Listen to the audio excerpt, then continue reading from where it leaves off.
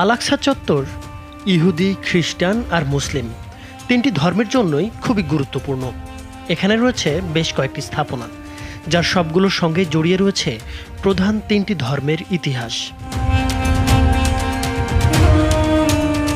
ইহুদিরা বিশ্বাস করে টেম্পল মাউন্টেই তাদের পয়গম্বর আব্রাহাম বা হজরত ইব্রাহিম আলাইসাল্লাম তার পুত্র ইসমাইলকে উৎসর্গ করার জন্য নিয়ে এসেছিলেন। এখানেই ছিল ইহুদিদের প্রথম ও দ্বিতীয় পবিত্র উপাসনালয়। তাদের মতে আল আকসায় বিশ্বের ভিত্তি পাথরের অবস্থান, যেখান থেকে বিশ্বের সৃষ্টি শুরু হয়েছিল। অন্যদিকে খ্রিস্টানদের মতে এখানেই যীশু খ্রিস্টকে ক্রুশবিদ্ধ করে কোনো একটি গুহার মধ্যে তার দেহ রাখা হয়েছিল। আবার মক্কার আগে মুসলিমরা যে দিক ফিরে নামাজ আদায় করতেন সেটি হলো এই আল আকসা মসজিদ। এটি বিশ্বের প্রাচীনতম মসজিদগুলোর একটি। মিরাজের রাতে এই মসজিদেই নামাজ আদায় করেছিলেন মহানবী হজরত মুহাম্মদ সাল্লাল্লাহু আলাইহি ওয়াসাল্লাম। বায়তুল মোকাদ্দাস চত্বরে রয়েছে প্রধান তিনটি গুরুত্বপূর্ণ স্থাপনা। এগুলো হলো ডোম অব দ্য রক, ওয়েস্টার্ন ওয়াল, আল আকসা মসজিদ।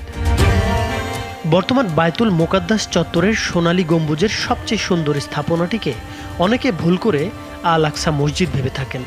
এটি আসলে কোনো মসজিদ নয়, মূলত এর নাম ডোম অব দ্য রক বা কুব্বাতুস সাখরা। আরবিতে কুব্বাতুস সাখরার বাংলা অর্থ পাথরের ওপর নির্মিত গম্বুজ। 691 সালে উমাইয়া খলিফা আব্দুল মালিক এটি নির্মাণ করেন।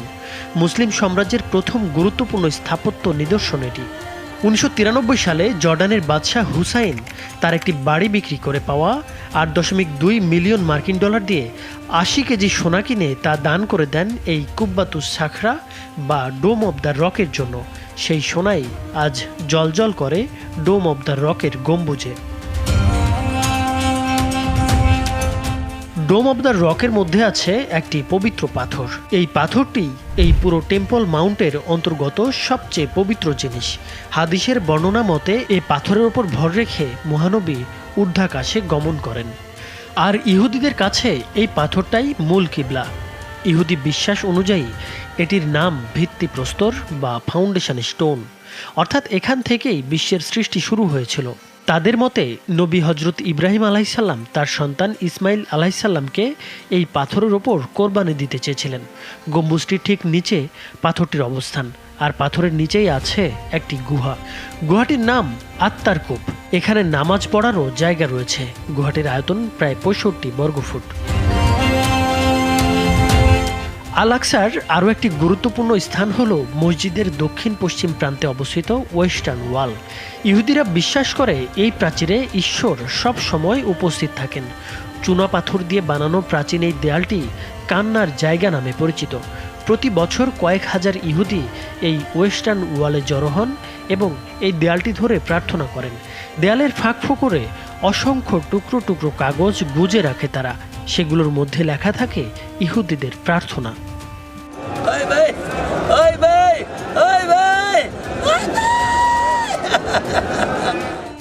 আল আকসা মসজিদকে বলা হয় পৃথিবীতে নির্মিত দ্বিতীয় মসজিদ। সর্বপ্রথম মসজিদুল আকসা কে নির্মাণ করেছেন তা নিশ্চিত নয়, তবে এ ব্যাপারে ঐতিহাসিকদের তিনটি মত পাওয়া যায়। কেউ বলেন এই মসজিদের প্রথম নির্মাতা হলেন আদিপিতা হজরত আদম আলাইসাল্লাম। কেউ বলেন নূহ আলাইসাল্লামের সন্তান সাম এই মসজিদের আদি নির্মাতা। আবার কারো মতে হজরত ইব্রাহিম আলাইসাল্লাম প্রথম এই মসজিদের ভিত্তি নির্মাণ করেন। আধুনিক গবেষকরা হজরত আদম আলাইসাল্লামকে এই মসজিদের প্রথম নির্মাতা বলে মতামত দিয়েছেন। নূহ আলাইসাল্লামের মহাপ্লাবনে ধ্বংস হওয়ার পর হজরত ইব্রাহিম আলাইসাল্লাম এর পুনর্নির্মাণ করেন। পরবর্তীতে তার বংশধররা এই মসজিদের পরিচর্যার দায়িত্ব পালন করেন।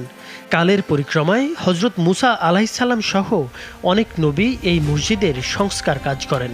হজরত দাউদ ও সুলাইমান আলাইসাল্লামের সময় পর্যন্ত অনেক সংযোজনের মধ্য দিয়ে মসজিদুল আকসা বিস্তৃত কম্পাউন্ডে রূপান্তরিত হয়।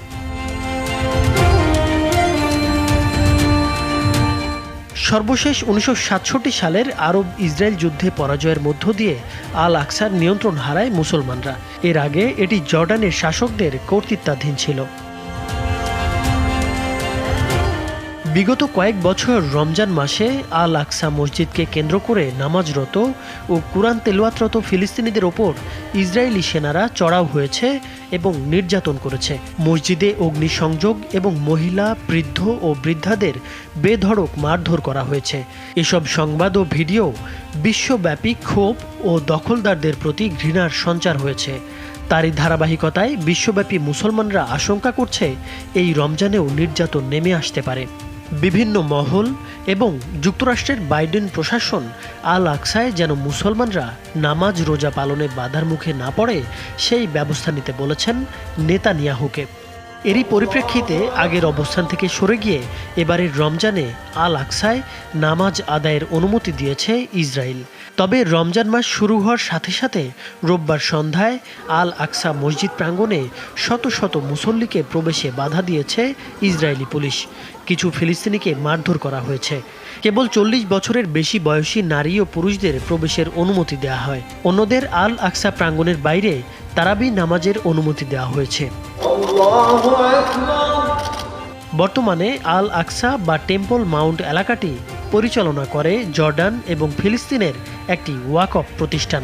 তবে পূর্ব জেরুজালেমের এই অঞ্চলটি ইসরায়েলের অধিকৃত অঞ্চল। এর প্রবেশপথগুলোতে মোতায়েন করা থাকে ইহুদি দখলদার সেনারা। তারা অনেক তল্লাশির পরে মুসল্লিদেরকে মসজিদুল আকসায় প্রবেশ করতে দেয়।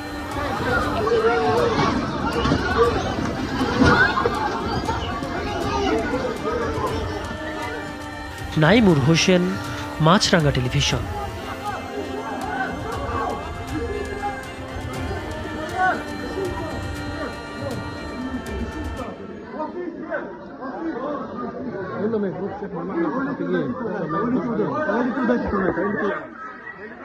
Show him any more.